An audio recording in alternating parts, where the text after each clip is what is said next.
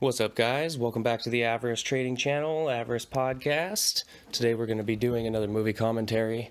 I'm going to be watching Scream 2 from 1997, continuing on with this franchise. Those of you that have been following along know that I just did the first Scream movie on my last one, and prior to that, I did the entire Halloween franchise. So I'm going to make my cup of coffee here and give you guys a chance to get yourself situated if you are going to watch along. And then I'll go sit down, we'll load a bowl, we'll spark it up, and I'll give you the countdown and we'll start watching the movie.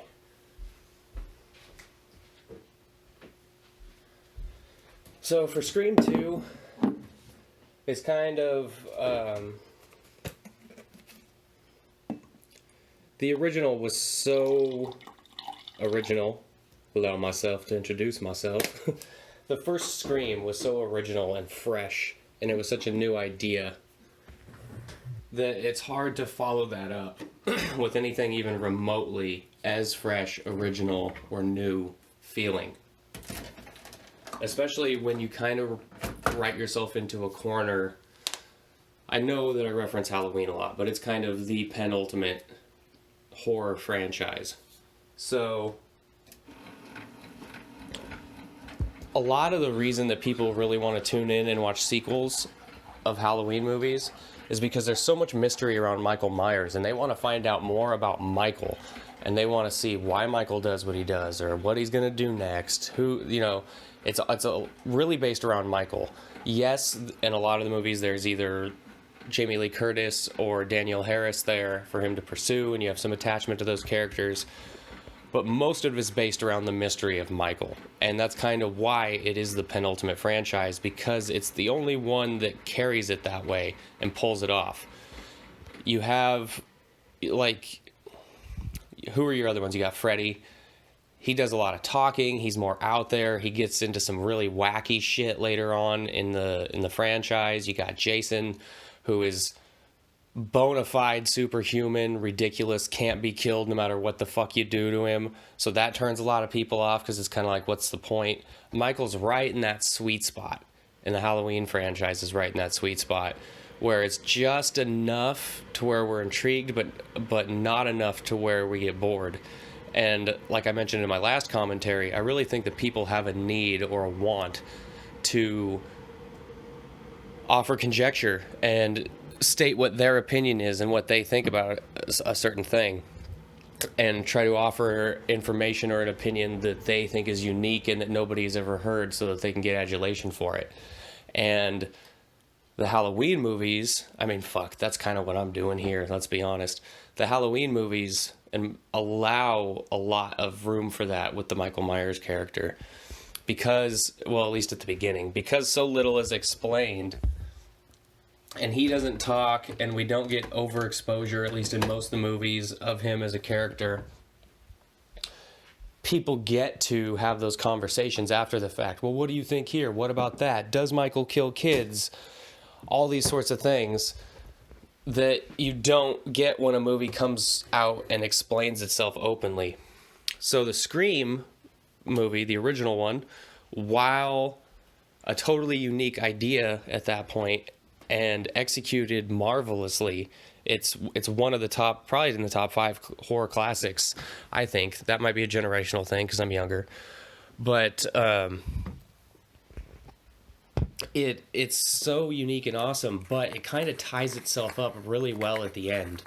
And the only thing that you have carried over, obviously you have the ghost face essence and costume carried over, but you inherently know that it's going to be a different killer. So you're not trying to really analyze that character as much, except for guess who it is, because the first movie kept you reeling, and you really had no idea where they were going with it and how this was all going to tie up. And then at the end, when it turns out there's 2 killers, they're using a voice disguiser, and they're people that have been integral parts of her life and are close to her, that becomes a pattern then, and it's easier to guess what's going on. So in this movie, we're really only left guessing who the killer is and there's not as much mystery involved. It's really just, so they kind of steer into that, and they just kind of make it look like almost anybody could be the killer. They make it look like Cotton could be the killer. They make it look like Dewey maybe is the killer. They make it sound like maybe Randy could be the killer. They make it sound like Haley could be the killer. They're just all over the place with it. But so what I'm saying is the only thing that we had carrying over from Scream 1 to this that the audience could really attach themselves to is Sydney, which is kind of similar to, like I Know What You Did Last Summer, name the movie. You didn't have the added element of the same kind of mystery around the killer or the antagonist because they killed him off. So, and that has to change now. So now you need a new killer. And that is, I think, part of the issue with the continuation of the franchise and where it goes wrong is that it becomes so solely based around Sydney that we now need a new storyline, a new set of killers, and a new reason that somebody's pursuing her for every movie. And it just kind of gets tired and far-fetched towards the end. But what else were you going to do? So I've got my bizzle lighted up here. Lighted up, loaded up. I will do the honors, and then we will start the show. I gotta get my PS4 controller. It's on the floor over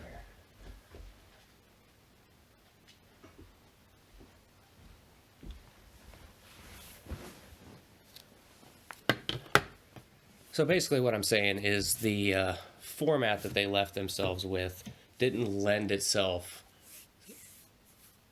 to a great sequel, or at least a follow-up that was even close to the original, just because they had already done so much of it. You can't follow up with all these new ideas that you've already explored, and it took years of horror movies and things being done wrong and cliches and all this to be built up for you to be capable of making the first Scream movie.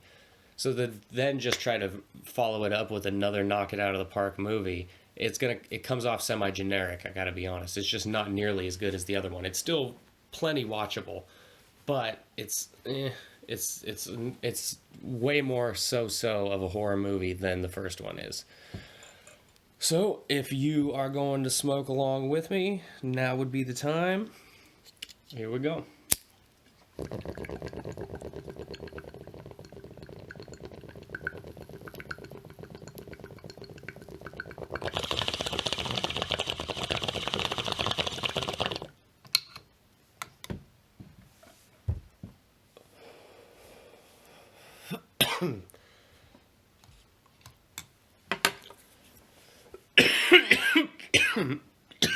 All right.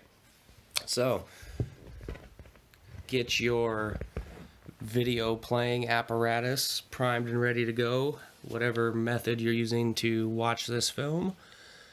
And I will count down. I am pressing play in 3, 2, 1, play. I'm showing the Miramax screen right now. It's dead silent. Do I have something going on here? I feel like it should be making noise. Oh, there we go. We are off and running. I'd love to say I know what this song is, but I don't have a fucking clue. So we open.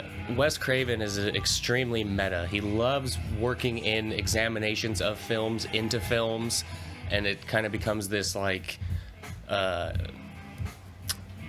what's the fucking movie? This Inception loop, where you're like, it's movie examining movie within a movie. We've got our first characters here who were reasonably famous people at the time and now. Again, they go with the first kills being people that are pretty recognizable, but it's not as shocking because we just got it in the last one. A lot of the stuff they try to do, it doesn't catch you the same way. It doesn't grab you by the gonads. But you have, at this point, created fans of the Scream franchise who are just want more Scream. Just give me more Scream. It doesn't have to be as great as the original. I just want more fucking Scream. Give it to me! So, you have that element of it, too. she's doing the thing where somebody decides they're going to be upset about something, so they just nitpick and then choose a side and decide what they're going to argue about. She doesn't want to see this movie, so she's going to bitch that it's all white people, but she wants to see the Sandra Bullock movie, and Sandra Bullock is white as the fucking day is long. So he points out what Sandra Bullock is miss ethnicity. See, he's just looking to have a good time, and she's looking to not have a good time. It's a difference in perspective. That's all it is.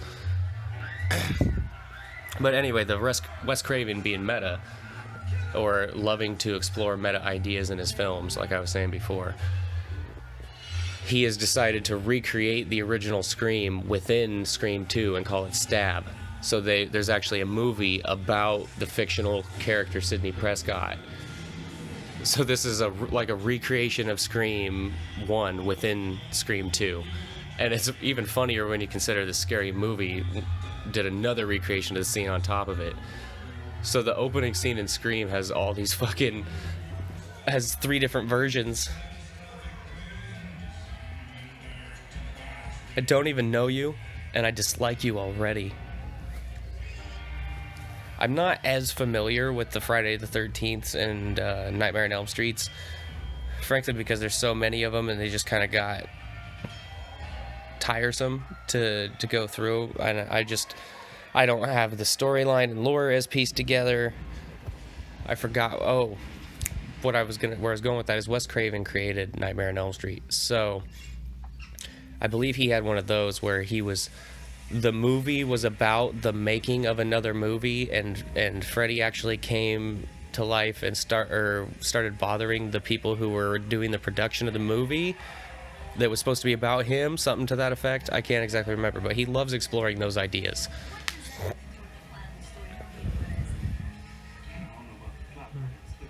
A stiffy? He actually looks like he's doing it too. She just doesn't want to have a good time. Fuck you, why'd you come? Heather Graham. When I was a youngin', I thought she was so fucking hot. It was Austin Powers 2, The Spy That Shagged Me. She looked so hot in that movie, and it gave me a boy crush. She looks pretty plain here, especially with that wig. No, really, who is this?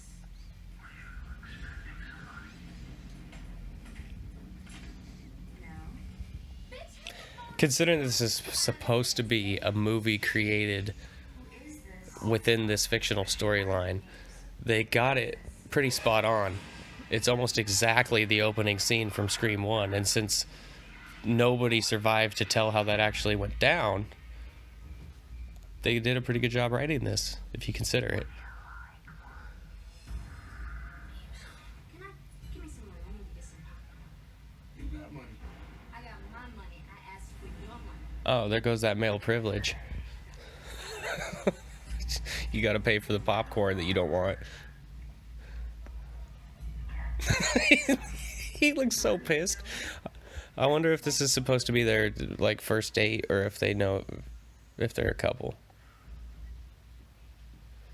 I don't know if you're that comfortable talking to one another if you haven't been seeing each other at least for a few weeks.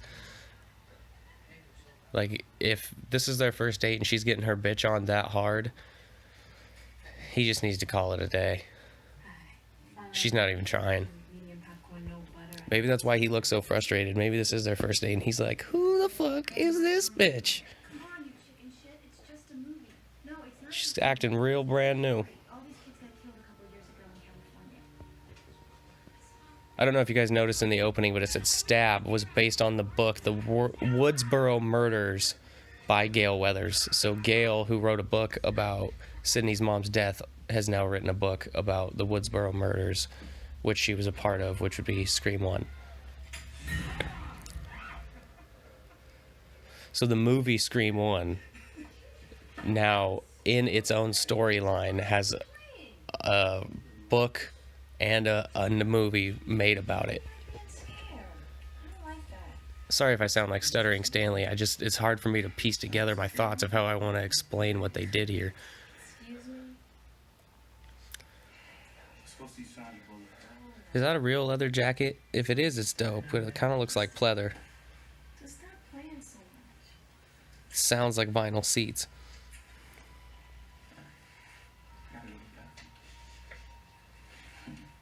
He only dates women that have more hair than him. She just made the cut. She looks like she's supposed to be wearing a wig and she forgot it at home.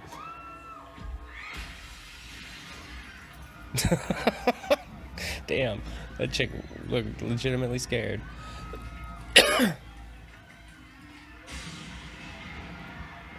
It would be so expensive to give everybody a costume at the premiere of a movie. Like, what do those costumes gotta cost? $30? How much do the tickets cost?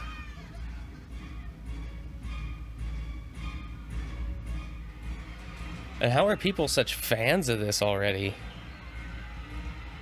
Like, if you went to a premiere of a Michael Myers movie, you wouldn't see people acting like this. And they've had 10 movies. This is the first movie, and there's people dressed up in the suits like this, going fucking AWOL. Ape shit, I meant. Not AWOL.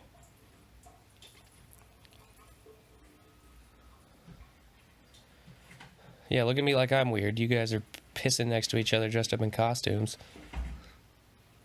Sir. Hello? The original Scream came out Christmas of 96, and it was in theaters clear up until May of 97. So they actually started production on this one while the first one was still in theaters, which in my opinion is a mistake. I think you need to give it time to give yourself, a chance to explore the different ways that you can branch off and the different routes you could take and the different types of stories you want to tell, and let it marinate and germinate and give it yourself a chance to really come up with something great. When you start production on the sequel, when the first one is still in theaters, you're probably not going to do your best. I'm talking over Phil's death here, but how would he know where his head was to stab that through there? How would you know what part of the thing his head was on?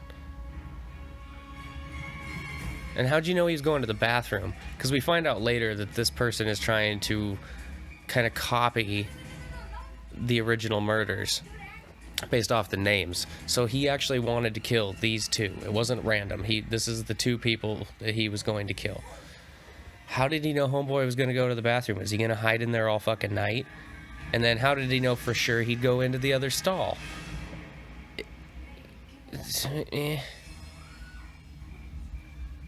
And then to know exactly where his head is when he's listening. How do you know he's going to put his head there when you're... It's just a little bit of bullshit. So I'm assuming if you're listening to this, since this movie's so fucking old, it came out in 1997, that you have seen it before. And we know that, again, we're going to have two killers, and that they're Mickey and Debbie Salt, Mrs. Loomis. Another shout out to Halloween. We have another character named Loomis, sort of. So this would have to be Mickey, because it's clearly not a woman. The Debbie Salt chick would be the same size as this girl, wouldn't fill out his clothes the right way, wouldn't have been strong enough to stab through the wall. If you haven't listened to my first commentary on the Scream franchise, I kind of like to offer conjecture on who I think is doing what in each given scene, whether it be talking on the phone or actually doing the kill. So in the last movie, I was trying to establish, is this Stu? Is this Billy? Who's on the phone? Who's in the suit? So this has to be Mickey, just because in order to carry the clothing and be the right size, and for her to think that it's her boyfriend when he sits down, it would have to be the male. And I think that that's going to be the case for most of the kills in this. I don't think that there's really hardly anything that plays where the Debbie Salt character would be in the suit. It just doesn't seem right, or it doesn't seem plausible.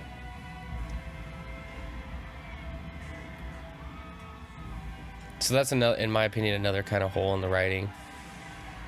Like, I don't really like the callback with the mom and the Debbie Salt character. And she's supposed to be one of the killers. They don't really spell it out. If she's just the mastermind and Mickey does all the killing, I agree with it more than if she's supposedly in the suit sometimes and she's ghost-faced. Because when what did she kill Randy in the van? I think he wins that wrestling match. I really do. But another thing that's interesting to mention after... This might be a lucky day in hell. Sorry. When I forgot his name, I think it's Kevin Williamson. When he wrote Scream 1, he submitted it with a 5-page treatment of where he wanted to go with Scream 2. He wrote up a 30-page outline and submitted it to Wes, and that night it got released on the internet. These are the very early days of the internet, and it was the wild, wild west. And so that night, their outline got released on the internet, and they had to totally change up their shit. Everything became very secretive. The scripts started being delivered by courier, and they'd be back within a couple hours to pick it up, or it would have, a watermark on all the pages or some kind of a ink strip, or they've started becoming very, very security oriented when it came to the script and the ending.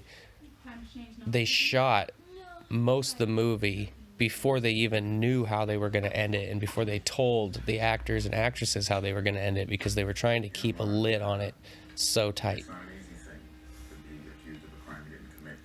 But I did search online and find out that in the original script, the killers were supposed to be Derek, her boyfriend, and Haley, this black chick, her roommate. Which I don't. I don't think that's any better than what we got. Because you're going with the boyfriend again. So two times in a row we have 2 killers, and 2 times in a row one of them is her boyfriend. I guess they're gonna think that you're expecting them to not do it because they just did it in the last one, so that's why they go ahead and do it. That's kind of the line that the Scream franchise walks. But it would have been goofy to me. I don't think that it would have been good. And this girl's supposed to be one of the killers. So the fact that it got leaked on the internet and changed may have been for the better.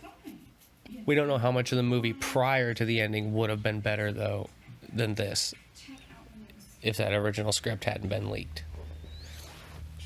I also mentioned in my last commentary that Matthew Lillard was hired as Stu to come back and play the killer in this. I was wrong. He is in this in the mixer scene in the background. It was Scream 3 that they hired him for to play the killer, and he was actually paid, but they'd never worked it into the script. They couldn't figure out how to work it out, so he was paid to be on that movie and never was. This chick, she's like, that's that bitch right there. She's got on those Payless shoes. Neve Campbell has matured in this year somehow and looks so sexy. Like, she looks like she's turning into a woman before our eyes.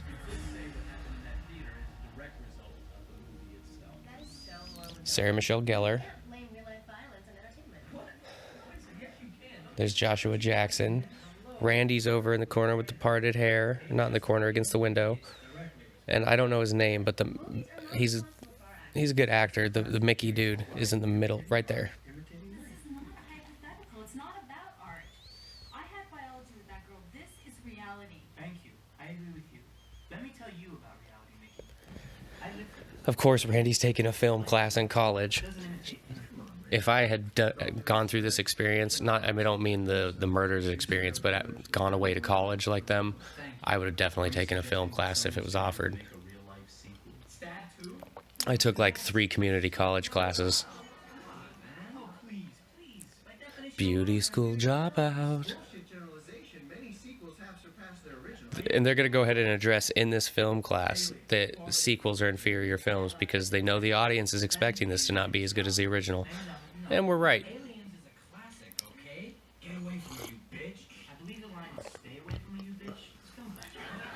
I would love to have that class just to talk about this shit, but I don't really know what you're gonna do with it. Besides, make YouTube videos once YouTube comes out. Sarah Connor. House 2, the second story. I won't address that part yet, but I got it. The Godfather, Part 2. he's definitely right on that. The Godfather Part 2, I like better than 1. It's close. It's really a matter of opinion, but I like The Godfather 2 better. That'll be a wrap. The sequel discussion to be continued. He's got the hots for her going clear back to the last movie. How would you make it different? I'd let the geek get the good. Yes, you would. Now he's a wild-eyed European guy. Goddamn, that haircut is doing her a lot of favors. I mean, she's cute either way, but she's just sex pot compared to the last movie. It's unreal. Maybe a guy in a ghost mask hacked up 2 people in movie theater telling autograph story. Coincidence? You know what happened at Woodsboro, Randy. You can't ignore it. I know, Sid. No. He's a little bit in denial. Now we get Stand By Me, Jerry O'Connell, Young and Beautiful. I've been looking everywhere. I heard you wanted. He's right out of a Tommy Hilfiger ad. Is there anything I can do? He's probably pre-med or some shit. Any tricks for getting back to a pseudo-positive happy existence? You know, I might just have one for that. Oh, yeah, what is it? Poor Randy. He's just like the nerdy best friend. He's been friend zoned so hard. Move on, bruh. Find a girl who's really into movies. I mean, the reason I'm up in the middle of the night watching this by myself is because my wife doesn't like scary movies, but we do watch movies together. God damn, she's sexy as fuck in this one too. Listen to when she says it, talks to the cameraman. Do you have any experience? Huh? You got experience? Huh?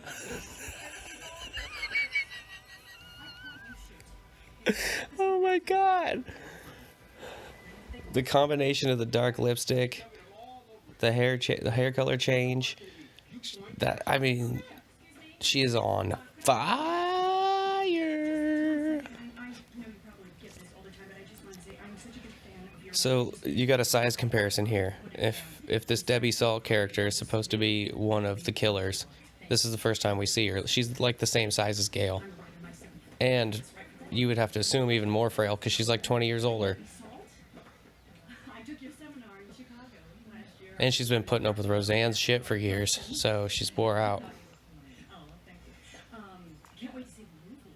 You know, you must be getting quite a lot of flack on that, right? With all the violence and cinema issues. What is your position going to be?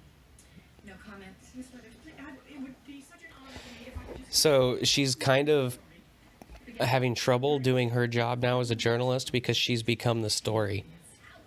She's almost too famous to be a reporter because the people are all asking her questions and focused on her instead of letting her focus on the job at hand.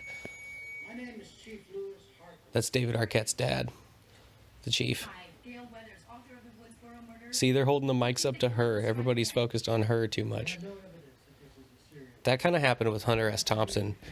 I don't know if you guys are familiar at all with Hunter S. Thompson. He was an author. He wrote Hell's Angels, Fear and Loathing in Las Vegas, all that. He became so famous and became such a character that he wasn't able to get into situations and observe them without becoming a part of the story. He couldn't be a fly on the wall. He was too noticeable. He was too conspicuous. And it made it very hard for him to do real journalism, you know, like he did with the Hells Angels and stuff like that, because he just couldn't mingle the same way. He was too well known. And that's a little bit of what's happening to Gail right here. Jesus Christ, they went just overboard on hot chicks in this movie. They're making the black girl stand in the back and you can barely see her face. How racist. I managed. It's really weird, isn't it? Look at all these blonde girls making the black girl stand behind them. Not directly, but in some 6 degrees of Kevin Bacon way. Yeah. Now, Allie, are you gonna bring your friends for a little martini? Those are two beautiful dudes staring at each other right there. Sid, we have our eyes on you. You hang in there, and if there's anything we can do, the Delta Lambdas are very sensitive to. You'll notice that Mickey always has a camera in his hand. You can start to dress like that once you get in. I'm going to address that later, but just notice that Mickey always has a camera in his hand. Hey, I'm Captain Delta Lambda, thank you.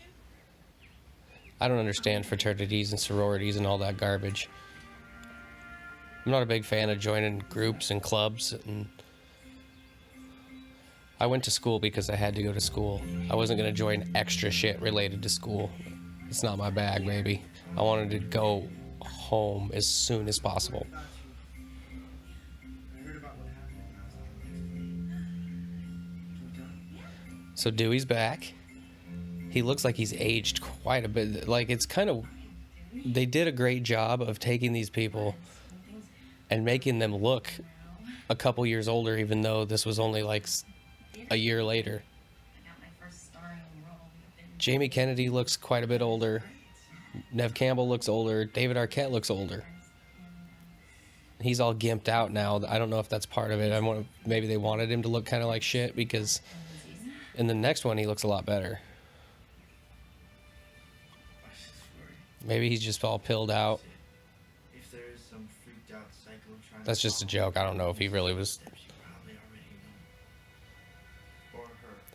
I just watched the other one and did the commentary like less than a week ago, so I can really tell the differences. And Jamie Kennedy was like 27 in the first one. He was supposed to be a high school kid. So now he's like 28, 29, and he's supposed to be a college kid. Eventually it gets a little hard to believe.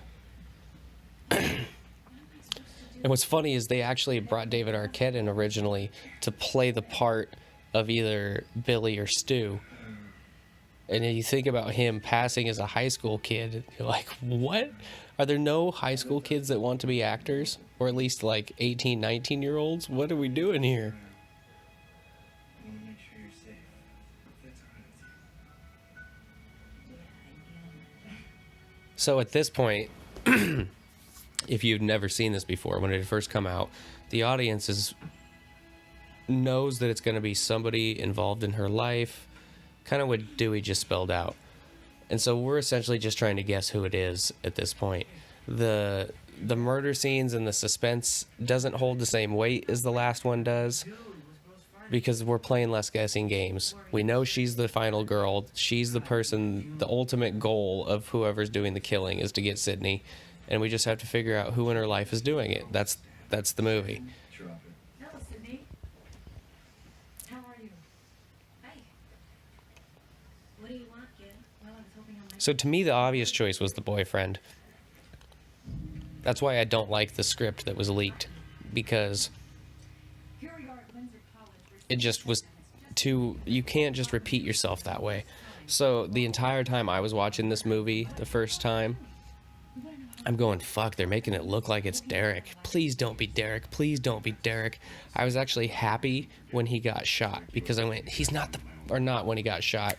When he got kidnapped by his fraternity brothers, I was like, oh, he's not the killer. Whew, thank God. That would have ruined the movie for me if the boyfriend was the killer again, I think. That was both ad-libbed. Yes, I got that on film. They both ad-libbed that.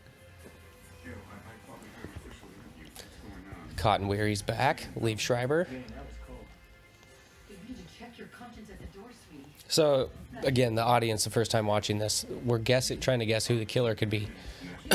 Dewey mysteriously reappears right after these murders start. Gail is all of a sudden in the picture, and now we've got Cotton, who is reintroduced, and he's got every reason in the world to have a beef with Sydney because she sent him to jail for something he didn't do. Why don't you just leave her alone? Since she's been through enough. So they go hard on the red herrings.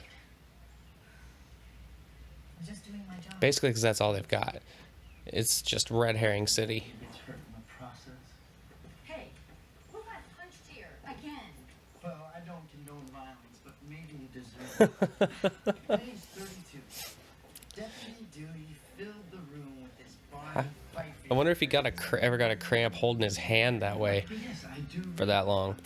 So he's all handicapped up now because he got stabbed in the back and he's got nerve damage. Deputy Dewey oozed. And he has trouble shaving his mustache now. Is it his right hand that's fucked up? Don't you think you're overreacting just a little bit? No. It is his right hand. Money hungry, fame seeking, and forgive me for Don't look at me with those puppy dog eyes. She's got a cold story. Why you gotta be so mean? No. Could you go away? Because I can't look at you. I'm gonna have trouble. I won't get anything done if you're here. Merely a subtle form of manipulation used to lower people's expectations, thereby enhancing my ability to effectively. He's laying the smack down on her candy ass. He's like, listen, bitch. Gonna have a come to Jesus meeting right now. And you gonna suck my dick. And I'm gonna put my dick in. I don't know what else to say. Can I take your pants off instead? Let me think. Misjudged you. Sure. Now, if you'll excuse me, I have some oozing to do. Ugh. One more. I don't like that as a verb when it relates to people. Nice streaks. I don't want to hear about people oozing. Wow. He really let her have it there. That was some good verbal warfare.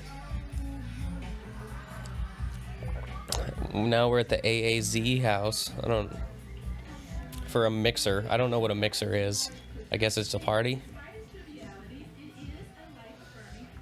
And her roommate is trying to sell her on the sorority life. If it's girls, it's sororities, right? I think so. And guys are fraternities. They haven't knocked down that gender barrier yet in colleges. I don't ever hear anybody protesting about stores that have a men's and women's section, or why shoes come in men's and women's sizes. I digress. Got Portia de Rossi and this other girl, I don't remember her name. They're just supposed to be the dumb sorority chicks, essentially. They do a great job pulling that off, too. And now we got Sober Sister, Sarah Michelle Gellar, who is very hot right now. I meant that in a Zoolander type way. Like, when this was filmed, she was the shit. And she was actually in I Know What You Did Last Summer. Yes? And she even got to have the kind of cameo role in Halloween H2O. She's on the TV from this little scene here, saying the "Do you want to die tonight, Cece?" So she was stamped all over horror and television and everything in this era. She was a fucking superstar. Okay, Ted, you sound loaded. What's up? And just so damn cute. Stop overload me with the cute girls. Because of the popularity of the first one, they basically had carte blanche to pick whoever they wanted from the crowd to be in this. Everybody wanted to be in the sequel for the exposure because the first one did so well. I need to be here in case a drunk sister calls and needs a ride. Drink with your brain. That's our motto. What are you calling for? What if I said goodbye? Why would you want to do that? I mean it in a different way than he does. It's bothering me that the sticker on the bottom of her phone is not perfectly symmetrical. It's not lined up right. I think they meant that to hit a lot harder than it did. It's just more of the same. I'm coming at this from the point of view of like originality and how good it is as a scary movie. I still, like I said before, I really like this movie. I watch it frequently. But when you're talking about like the reason that you want to make a sequel and have a successful franchise, it doesn't offer a lot of things that the previous movie didn't offer. Hello? Stop it. You've heard like 3 major noises upstairs now. You know for a fucking fact somebody is up there. Just get out of the house. Okay, good, you're out. Keep going. You don't need to go back into the house to talk to this bitch on the phone. Leave. Leave. Leave. So going back, a call back to what I was talking about earlier. This was identified. She was identified as the 3rd victim. Like, they knew that she was going to be the 3rd victim because they're trying to use this name correlation thing with the first 3 victims from the original killings. So this was planned. And this is Mickey. I'm calling from It's gotta be. I'm calling from He was just at the mixer, someone's harassing me. wasn't he? Hello? Shit. Hey. Jesus, Donnie, you scared me. So he could make his way over there and do the deed. What are you doing here? I live here, remember? Because Debbie Salt also shows up very early to the crime scene. She's already got all of her notes and everything from the police before Gail gets there. But if I remember right, the way this scene plays out, there's just no way it could be that old, frail woman. Oh, that's where he sneaks in. So, there would have to be 2 of them. There'd have to be tag teaming it right now because there's no way that Ghostface was on the phone at that moment while running in wearing the mask. Hello, Ted. So Mickey ran in and hid and Debbie's on the phone.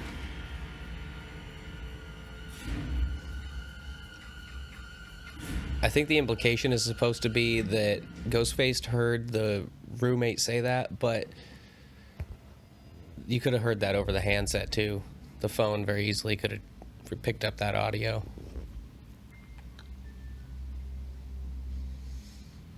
So now you set the alarm and you're stuck in there. You already... I guess she thinks that the roommate was the one upstairs making the noise that she heard before. She actually might have been. He just snuck in. What the fuck? Every other time I've watched this movie, I just assumed that was Ghostface upstairs making that noise. But he wasn't in the house yet. Why don't you have a weapon? What are you going to do if you find something? Which you do find something. You're worried there's somebody in the house. There is somebody in the house, and you're completely unprepared to handle them when you find them. Come on now. I thought you were supposed to drink with your brain. What are you drinking? Not creative problem solving. Might be the most important skill in life. Granted, you have to have a solid foundation of cognitive ability, but creative problem solving, super handy. Now she's gonna go upstairs and throw like a piano and a bicycle and a Christmas tree and a bunch of shit at him. I might be conflating this with Scary Movie, but she definitely hits him with a few things.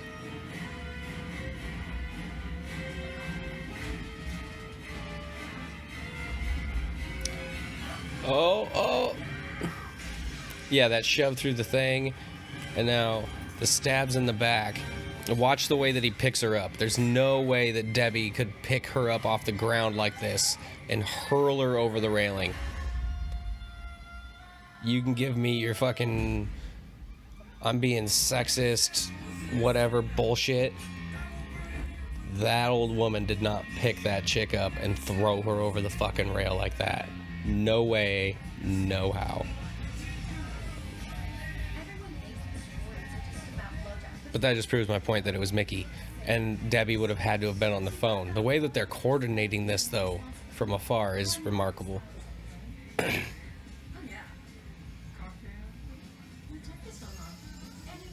And he did a shit job at the end of that scene of wiping the knife off. In the last movie, it was nice and clean afterwards. And this one, he looked like he barely did it. Like, if you had to grade that, if you were his teacher, that's an F. And now Mickey's here. Was he already there? Did he just show up, or did he?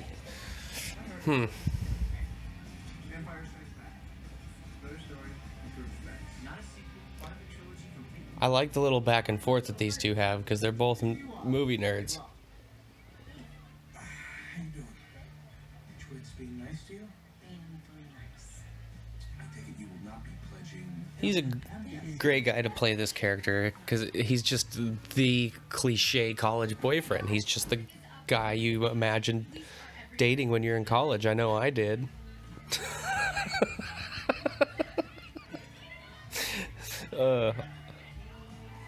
Ladies out there know what I'm talking about.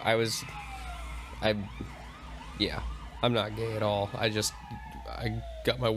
started tripping over my words there and made it sound like I like Jerry O'Connell. He is gorgeous.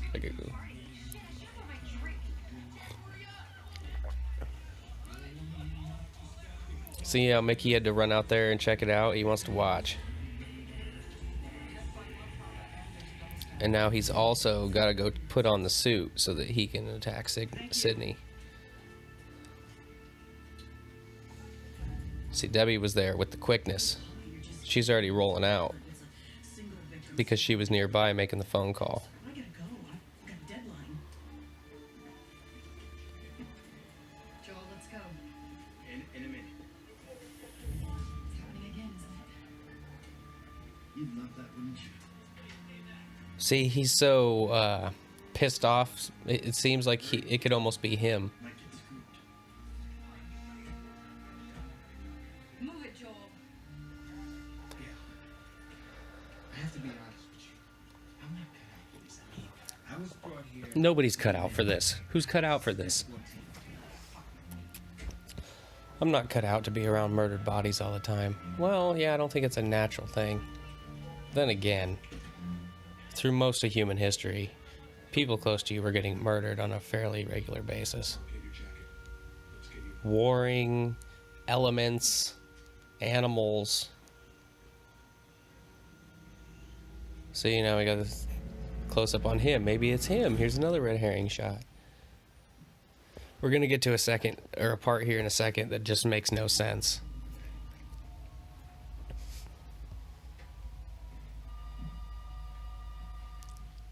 So the phone has to be Debbie again, which is fine. But how did she know that Sydney was in the house by herself and was going to answer the phone? And I'll tell you why the phone has to be Debbie. Because after she answers it and she says, "Then show your fucking face, you coward," or whatever, she hears from behind her, "I'm right here." There's no phone or anything. And also, hole in the story, he wouldn't be able to change his voice. Does he have the thing duct taped to his face? He doesn't have it in his hand, and he didn't say that and then put the mask on. The voice wouldn't be changed in person. That was something that kind of fucked up there to me. Ghostface doesn't talk in person while wearing the mask. That's part of the gig. That's how you can make it play continuity-wise with the voice and Ghostface being the same person. And the voice changing box. Because Billy and Stu were able to sound like the same person because they have the voice changing box. You can't have the voice changing box underneath the mask. You have to push the button. And how would you hold it in place? Another thing that I don't agree with is the voice that they cast is fucking perfect. You really have to use them again. But how do all the killers keep finding the same voice boxes? The exact same ones. And how do they all have the same cadence and inflection when they talk?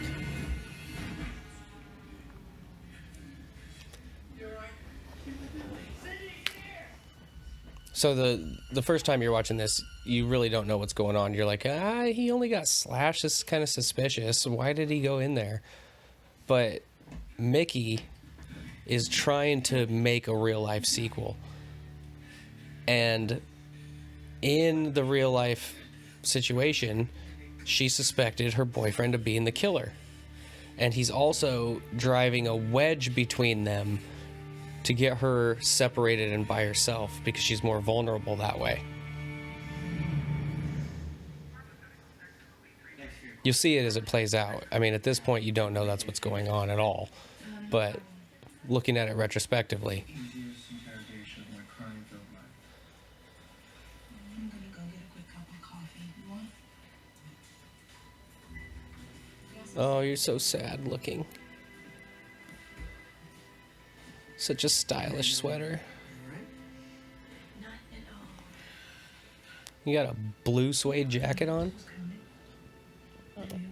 So much blue. You not lose it. Okay, we are all here for you. Alright? Whatever you need. Poor girl. It's crazy. Merrick could have been killed, you know. But See, it makes it look conspicuous because he didn't get killed or more damage. realize the 90s is no time to play hero. Why would anyone go back in that house anyway? See, the 90s is no time to play hero. Why would anybody go back in that house? That gives her the thought that it might be Derek, but he's almost expressing a feeling like, I didn't want to kill him at that point in time. Lucky there's no nerve damage. Why did he have to try to play the hero and go back in the house? I was just trying to get the fuck out of there. It's not how my scene was supposed to play out. So again, he's trying to create a real life sequel, but it's not really real life because it's within the movie. But you get my point. So you have the Phil Stevens death, the Maureen Prescott death, which actually are out of order. Technically, Maureen should have been first if we're following proper. But Maureen and Phil, who are supposed to represent Sydney's mom and Casey's boyfriend. And then you have Cece Cooper, who is Casey Cooper, who's supposed to represent Casey. So in the original movie, after he kills Casey, there's the scene where Nev gets chased through her own house by Ghostface, and then Billy shows up and she becomes suspicious of Billy, her boyfriend. So here we have the chase through the house, and then she becomes suspicious of her boyfriend. So it's kind of laying over the top very neatly. As in Casey Becker. And they're going to kind of spell it out now. She was a young victim in Woodsboro. As well as your boyfriend. So that's David Arquette, his dad, and his wife, all right here in this shot. Maureen Prescott. Talk about successful family. Do you think someone's trying to duplicate Woodsboro? It looks like it. Think you have a copycat on your I would have that shot of me, my dad, and my wife like hung up on my wall somewhere. Something be like, "Look what we did." How many people can say that? do these guys have to follow you around everywhere? Nice outfit, bro. How am I ever gonna get you alone? Look at that belt, that braided leather belt. I had many of those. Oh fuck. I hate those things. That was an off-the-cuff remark that holds no subtext whatsoever. No, actually, Looked like he almost hit his head on the tree there. I mean, So here's the wedge. look at you, you already got hurt. She pushed Billy away and then she let him back in and he ended up being the killer. That's got to feel Take my chance. like a remarkable I'm serious. misplacement of trust. So regardless of what's going on with him, she's just going to You are concerned keep him at a with my distance. personal well-being and not with trusting me or anything. Still got that scar on his upper lip that he had in Stand By Me. It's crazy how that little chubby kid turned into him. Like I said, I just don't want to see you get hurt. And I don't want to see you get hurt. Is he married to Face it. Rebecca Romaine now? I think he is. Oh, trying to make him look like the killer again. Take care, Miss Weathers.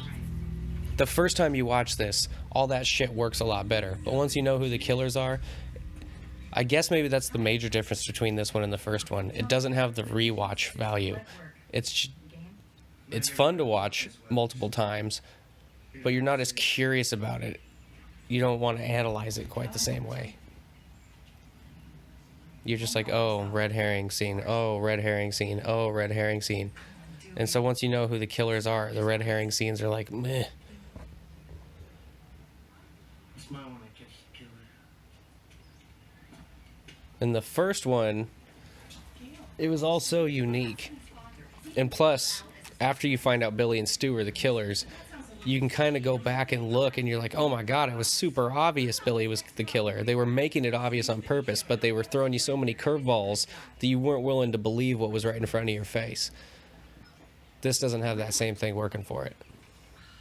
Well, it just seems to me that if the killer is Little elements you can pick up along. I don't mean to be so critical of it, like I've said it multiple times. I genuinely like this movie. It's just hard to follow up something that great. Yeah, you should turn down Primetime Live 2020. There's a fucking video camera again. But for you, Now he's asking for an interview with Sydney. I've been thinking about this whole murder thing. Should we check out Mandy? What? We're gonna get this goddamn First time around? he's a little cafeteria table singing scene. guy's harmless. That's what they said about down there. Guys, keep it down. Come on. What's up, Sid? Hey, Sid. How's it going? Where's Secret Service guys? Over there. The interactions between And which one is Kevin Costner? these, I guess they're not teenagers, maybe they are late teens. They're not quite as authentic feeling as they were in the first one either. And the one on the left. Writing's just a little bit less good. He is a Gemini single. I think he's gay. I don't remember exactly what happened, but they had an issue with the writer or a bunch of revisions to the writing and a bunch of different people working on it. So some scenes were written by just different random people. Like later on, the theater scene where Sydney freaks out, that was written by Wes Craven himself. Hide it to myself. I'd hide it to myself. That's my cue. Go smoke a cigarette. Derek, don't.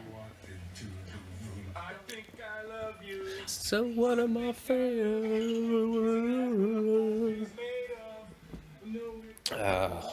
Jerry O'Connell singing.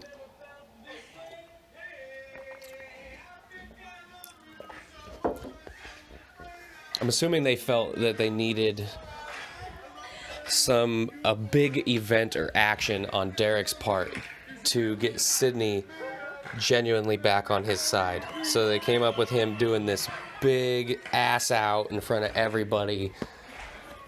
Song, sing along, clap along thing in the cafeteria. And then he gives her his fraternity letters. And she's like, all right, dude, you're cool. And lets him back in. God damn it.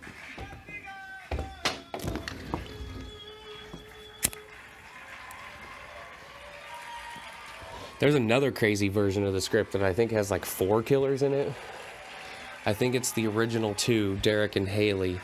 But then Gail convinces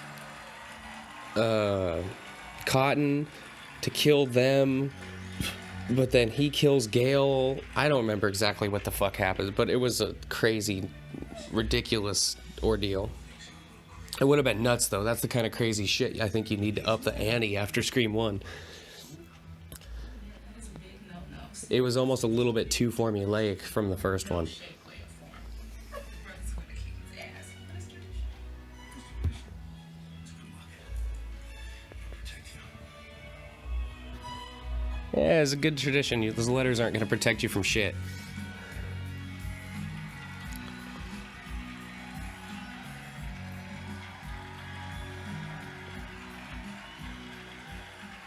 Tell us about this part you're getting rave reviews for. They make a joke. I think it's Rose McGowan makes a joke in the first Scream about how they'd probably get Tori Spelling to play her.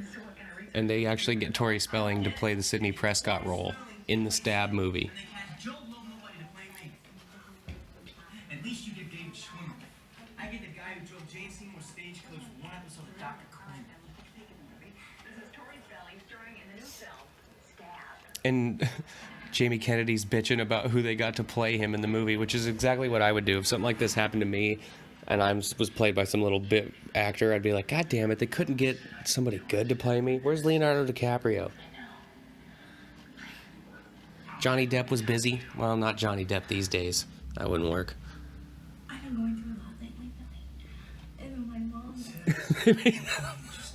Luke Wilson looks so funny like that. Looks like he's got a giant spider on his head. The way the cookie crumbles, moms leave. Yeah, your mom left town. She's not buried in a cemetery somewhere. My mom's dead and she's never coming back. He says that's the way at work moms leave. Like, that's something everybody has to go through. Like, it's a mandatory part of life, moms leaving. Love scary movies. Dying, maybe, but leaving? Let's get down to business. The way I see it, someone's have to make a scene. It's what happens. Moms leave. All the movie murder who followed. And you go to jail, you know? It's what happens. It's one of those things that happens in life. You go to jail. You get a DUI. Death scenes are always much more elaborate. More blood, more... We're using Randy to spell it out again. Andy, your core audience just expects it. And number 3, if you want your sequel to become a franchise, never, ever... He doesn't get to finish. Never ever what? What was the rule going to be, or could they not think of one? There's Derek, the obvious boyfriend. Hello, Billy Loomis. The guy's pre-med. See, Derek, the obvious boyfriend. Conveniently missed every major... That's what was in my head. I was going, please don't do Derek. It's too obvious. Let's assume the killer, or hers, has a half a brain. He's not a Nick at Night rerun type of guy. He wants to break some new ground. Right? So forget the boyfriend. It's tired.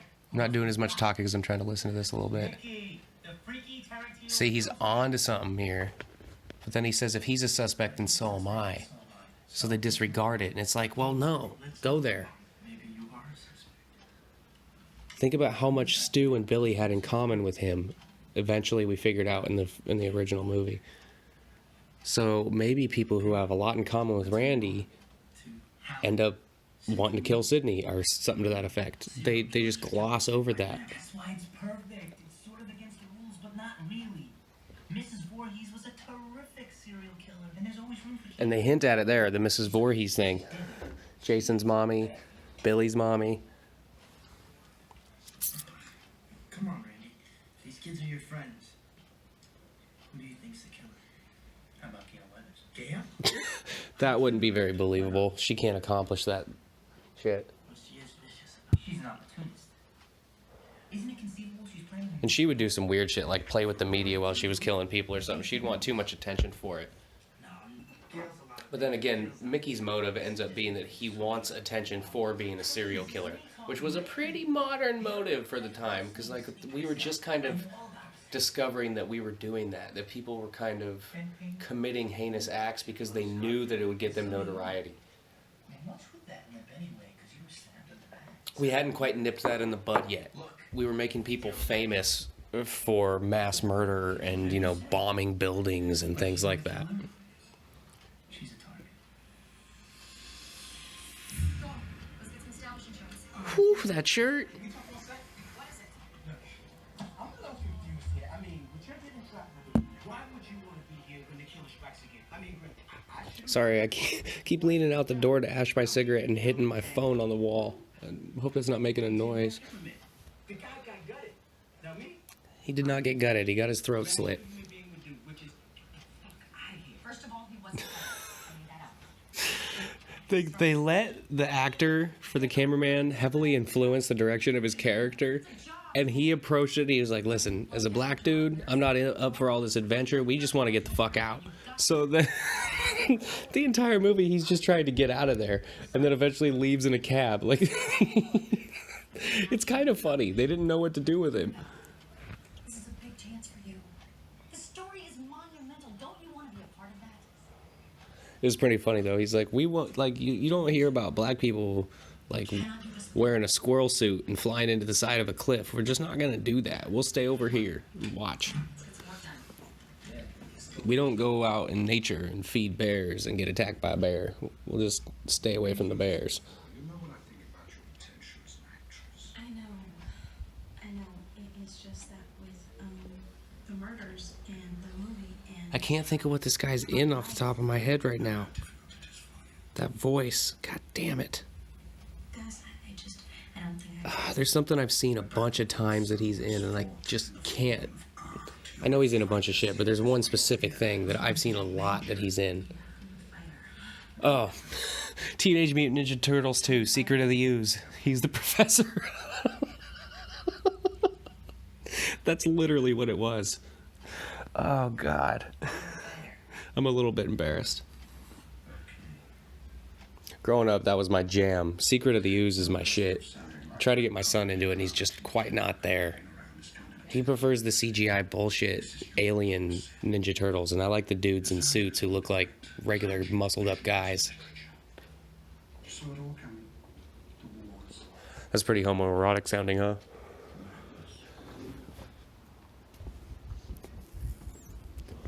Ray, fuck me.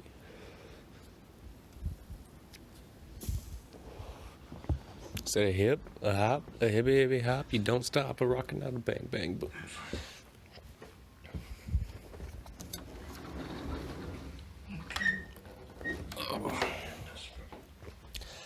How y'all doing out there? You hanging in here? This is kind of a scene. He's explaining fate and shit. It's pretty reminiscent of the teacher's explanation in the original Halloween of Laurie and fate. Except for he does add a twist that you can stand up to your fate. It's not a particularly great scene. I don't really like this one either. They're about to drop these bricks off here, and they hit the ground like they're 100-pound stones. Like, that is not at all what they use. They would be made out of foam. We know that this is a movie where this is a play that takes place within a movie. We don't need that kind of fake realism. And the way that the killer manages to slide in here unknown and into the choreography wearing one of these suits and then slip out and nobody notices, it's just kind of meh to me. And that again would have to be Mickey. Debbie's not getting into the school areas like that, and she doesn't know her way around. I'll take Neve Campbell dressed in that outfit all day long, though. All night long. All night long. All night long. Why is trigonometry from Fletch 2 staring up the wall in the background? Oh, is that him? What up, Hercules? Or are you Zeus? Or your fate? You're all botted up.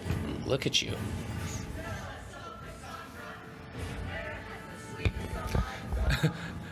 I feel like regardless of the situation, like the current events going on with the murders and there being a killer that she's suspicious is on the loose, this wouldn't be a scene she wants to take part in anyway. All these people swinging fake knives at her and coming. It seems like a stressful kind of PTSD triggering moment, regardless of the active murderer being on the loose. What do you guys think about it? I don't know that this is something I would want to do if my boyfriend had just tried to murder me like a year before that.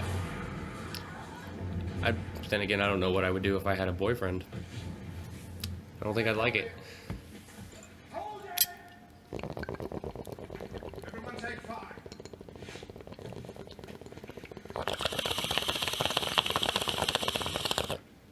Oh, what? We're still going? Sorry, I thought he said everyone take 5. I was heading out for a break. I was gonna go sit in my car and listen to Joey Lawrence albums. Maybe some Now One. Bop, chick tock da, da, do bop, boom bop, da bop do. Yeah, yeah. I did not call for an escort. So now she's even more suspicious of him because the killer was just there and now he shows up. But Mickey called him to go there. Mickey called him and said he had editing to do and he needed her to go, or him to go pick her up. So then Mickey shows up in the suit, freaks her out, and knows he's going to disappear and Derek's going to all of a sudden be there to pick her up and have this story and make him look suspicious. Mickey's actively driving a wedge between them and trying to make her think Derek is the killer. So what, you saying this? No. I'm redecorating the house. I'm using your credit card. You're fucked.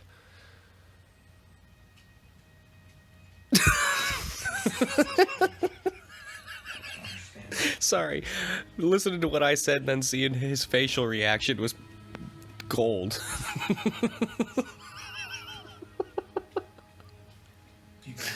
Oh, fuck. Danger, danger. Dangertainment. Damn, she's smoking a cigarette. Is that in any of the other movies? Yes, my mom calling. I'll have to call you back. Oh, so now we're gonna get jiggy with it. No, no, no, no, no, no, no. Wasn't for a lack of trying. This is the beginning of the end of Randy. Well, says under she's gonna get a phone call from Ghostface, and it's going to lead to the death of Randy. So now I will get into... Randy was one of the most beloved characters in this franchise, and it's partially because he is the horror fan. He's the dude. He knows the rules. He's hip to this type of culture and what's going on. He's like, you took one of us and transplanted him into the movie, and we get to interact. And they really could have explored that more. He is one of the most important characters in the movie to me. Maybe more important than Dewey or Gale even. I think that you need, and he's in love with Sydney. I think we needed to go the direction of him and Sydney teaming up, because the killers are all targeting her, but he's the one that's super wise to it and knows the rules and knows how to navigate it. So together, they could really make an interesting team. That's a direction I would have liked to have seen explored. At least Randy surviving this movie. I don't like him dying here. I just don't like it at all. And the knife cutting through flesh and scraping the bone beneath, it feels really forced. It's like you're trying to gross us out. And it's just not, it doesn't have the same effect. It's not quite as edgy. It's like meh. But I kind of addressed this in the last commentary. They pushed a boundary forward, and so now that boundary is moved. So the same stuff doesn't resonate as much because we now need you to push the envelope again to arouse those same feelings. It's like an adrenaline junkie or something. They never just, nobody ever gets to the middle diving board and just stays there. They always work up to the high dive. It's a kind of a human nature thing. We become complicit or not complicit. Our senses get dulled to things over time, and we have to up the ante in order to get the same amount of thrill. It's just what we are. Billy and Stu were much more original. See, he's such a great fucking character. He's saying the things I want to say while I'm watching the movie. And that's so unique in movies and in horror. To just kind of throw him away like this in the middle of the movie. And you make him so smart and so aware of the nuances of serial killers and horror. But then in a second, he's just going to back up to this news van. There's a window there. He doesn't look inside the window and see Ghostface. It's this van right here. See that window? First of all, the one in the passenger seat window is down, but he doesn't look in that window and see the dude. And then he just backs right up to it and gets got. It's a dumb decision for the Randy character to make. It's not true. It doesn't ring true.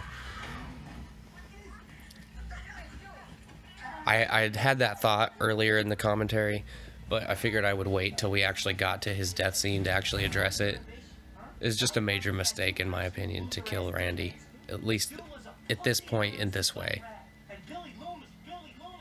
But he is letting him have it. I think he's talking to Debbie on the phone, maybe? I don't know how they're doing this one, but again, I think it's Mickey in the suit, because Randy is a grown man, and Debbie Salt is a 55-year-old petite woman. So all this rumbling around, Randy would be able to do more and get the upper hand. And that passenger window is down. Nobody can hear this. There's no screaming. And he's real slow. Look, the tip of the knife is clean, and after the stabs, it's still clean. There's some blood on the knife, but if you were to stab something and remove the knife, the tip of the knife wouldn't be perfectly clean. This whole scene was a major fuck up to me.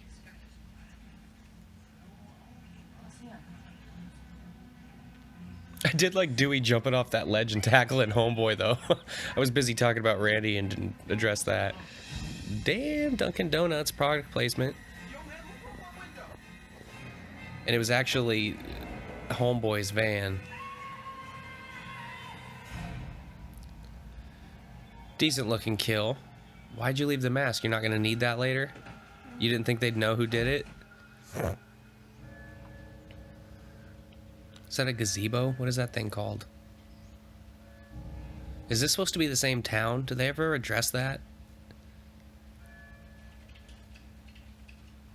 They really don't care as much in the Scream franchise about making the setting one of the characters like they do in Halloween, where Haddonfield is almost a character in the movie. You have to have your Haddonfield. This can kind of take place anywhere.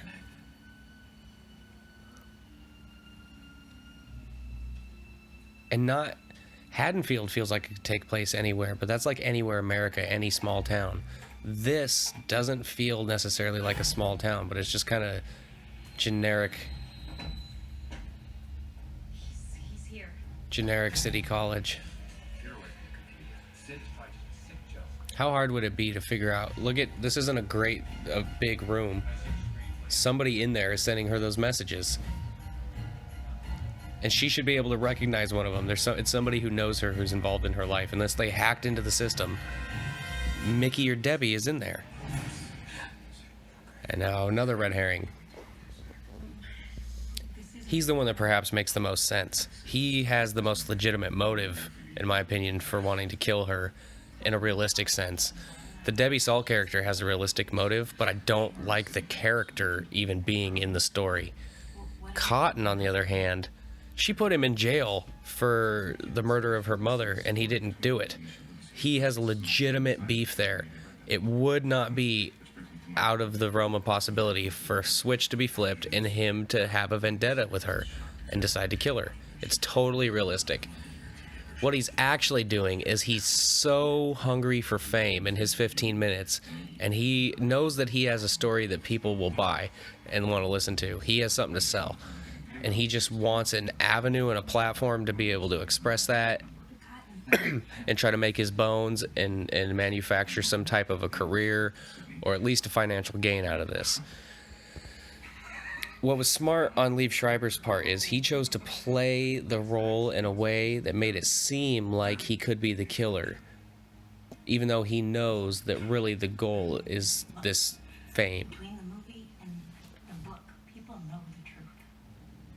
And she is still scared. She's uneasy around him.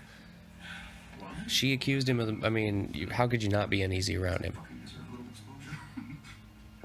Now he's got this turn. He gets a little bit angry and aggressive with her, and the red herring boots.